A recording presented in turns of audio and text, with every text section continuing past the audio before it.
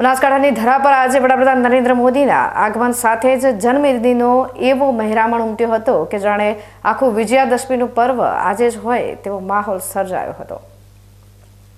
વાવ, થરાદ અને લાખણી પંથકમાં આજે સવારથી જ રસ્તાઓ પર કેસરીયો માહોલ જોવા મળતો હતો, કારણ કે લોક લાડીલા વડાપ્રધાન નરેન્દ્ર મોદી પોતાના આંગણે પધારી રહ્યા હતા। જો કે કાર્યક્રમ સાંજના સમયે યોજાયો હતો, પરંતુ બનાસકાંઠાની જનતાનો પ્રેમ એટલો હજોડ હતો કે લોકો વહેલી સવારના 7 વાગ્યાથી જ પોતપોતાના સાધનો લઈને નાણી ખાતેના સભાસ્થળ પર પહોંચવા લાગ્યા હતા। ઉનાળાની આકરી ગરમી હોવા છતાં પીએમ મોદીની એક ઝલક મેળવવા માટે વૃદ્ધો, મહિલાઓ અને યુવાનોમાં ભારે થનગનાટ જોવા મળ્યો હતો।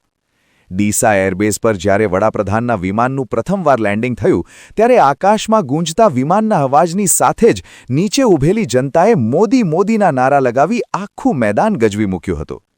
વાવ અને થરાદમાં યોજાયેલા ભવ્ય રોડ શો દરમિયાન લોકોએ ફૂલોની વર્ષા કરીને પોતાના નેતાનું અભિવાદન કર્યું હતું। આ ઐતિહાસિક મુલાકાત દરમિયાન પીએમ મોદીએ 19,800 કરોડના વિકાસ કામોની ભેટ આપી હતી, જેમાં 34 કામોનું લોકાર્પણ અને 38 કામોનું ખાતમુહૂર્ત સામેલ છે। ખાસ કરીને રેલવે કનેક્ટિવિટી વધારવા માટે પીએમએ 3 નવી ટ્રેનોને લીલી ઝંડી આપી પ્રસ્થાન કરાવ્યું, ત્યારે લોકોની ખુશીનો પાર રહ્યો ન હતો। મંચ પર મુખ્યમંત્રી ભૂપેન્દ્ર પટેલ, નાયબ મુખ્યમંત્રી હર્ષ સંઘવી અને વિધાનસભા અધ્યક્ષ શંકરભાઈ ચૌધરીની હાજરીમાં પીએમ મોદીએ જ્યારે બનાસકાંઠાની ધરતીને વિકાસનું મોડેલ ગણાવી, ત્યારે જનતાએ હર્ષનાદ સાથે તેને વધાવી લીધી હતી।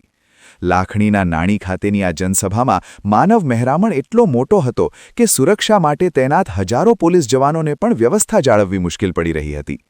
લોકોમાં એવો ગજબનો ઉત્સાહ હતો કે દૂર દૂરના ગામડાઓથી લોકો પરંપરાગત પોશાક પહેરીને ઢોલ નગારા સાથે વાજતે ગાજતે સભાસ્થળે પહોંચ્યા હતા।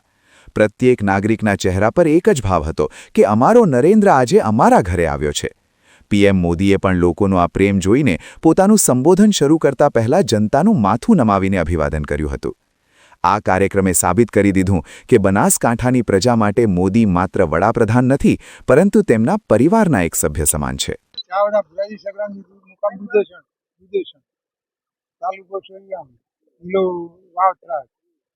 મોદી સાહેબ આવ્યા હતા, ખૂબ સારા બોલ્યા છે, ખૂબ 30 કરોડના આ લીધા છે કામો।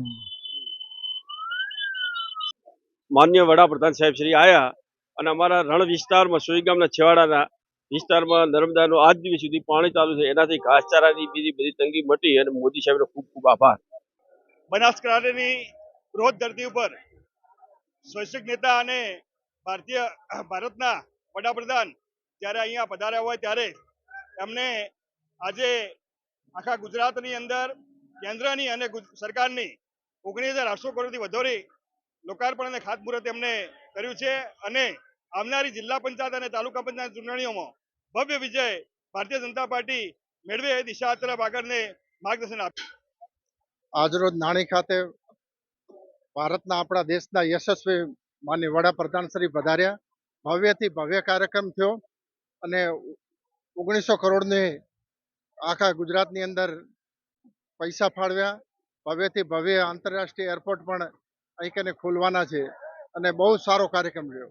વાવ થરાદ જિલ્લો બન્યા પછી પહેલીવાર મોદી સાહેબ આપણા આંગણે પધાર્યા અને આ વિસ્તારમાં 20,800 કરોડ રૂપિયાની સોગાદ આપી અને આપણને પ્રોત્સાહિત કરે છે। મિત્રો, મોદી સાહેબ આપણા મુખ્યમંત્રી હતા ત્યારથી બનાસકાંઠાના સૂકા વિસ્તારને જલપલ્વિત કરવા માટે સુજલામ સુફલામ કેનાલ હોય, નર્મદા યોજનાની કેનાલ હોય કે પાઇપથી પાણી લાઈન આપવાનું હોય, નરેન્દ્રભાઈ સતત પ્રયત્નશીલ રહ્યા। આજે આપણા વિસ્તારમાં જે હરિયાળી દેખાય છે એનો સૌથી મોટો જો કોઈને યશ આપી શકાતો હોય તો ગુજરાત સરકાર અને નરેન્દ્રભાઈ મુખ્યમંત્રી હતા એ વિસ્તારને છે। આપણે સૌ નરેન્દ્રભાઈના હાથ મજબૂત કરીએ। વિકસિત ગુજરાત 2047માં નરેન્દ્રભાઈ જે ઈચ્છે છે એ બનવા માટે નરેન્દ્રભાઈના હાથ મજબૂત કરવા, નરેન્દ્રભાઈની ઈચ્છાને પૂરી કરવા માટે આપણે સૌ કમર કસીએ અને પ્રજાજન તરીકે આપણે એમની આકાંક્ષા પૂરી કરીએ। વડાપ્રધાન નરેન્દ્ર મોદીની આ મુલાકાત માત્ર વિકાસ કાર્યો પૂરતી સીમિત ન રહેતા, બનાસકાંઠાની જનતાના અતૂટ વિશ્વાસ અને અભૂતપૂર્વ ઉત્સાહનું પ્રતીક બની રહી છે.